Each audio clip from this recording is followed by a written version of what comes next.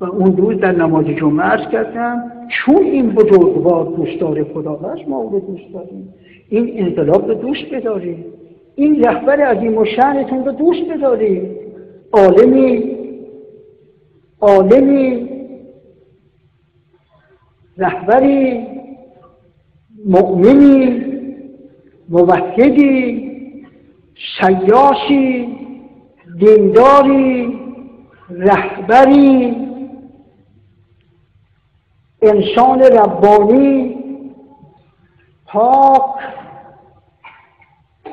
منزه، کسی که دنیا شکارش نکرده. من دایی ندارم که از کسی عرض میکنم همون که عرض کردم، نه شکوفه‌ای نه برگی نه ثمر نه سایه دارم، همه حیرتم که دهقان به چه کار کشت ما را.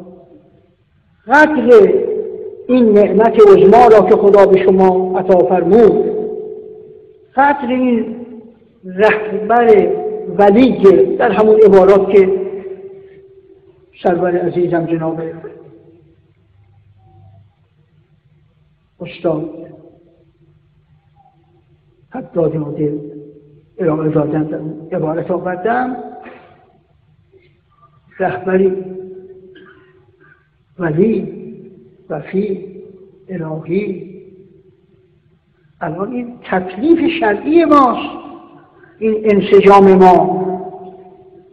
مبادا عزیزان آقایان، مبادا این مبادا رو توجه داشته باشید. مبادا آقایان، اول انقلاب یادتون هست چند فرقه برخاستند که میخواستن کشور را تجزیه کنن. حواستون جمع باشه.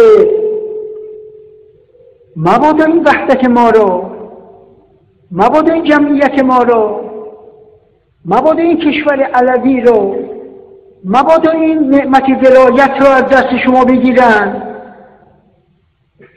خدایا به حق پیغمبر و آل پیغمبر سایه این بزرگ مرد، این رهبر اصیل اسلامی حضرت آیت الله معظم خامنه‌ای عزیز را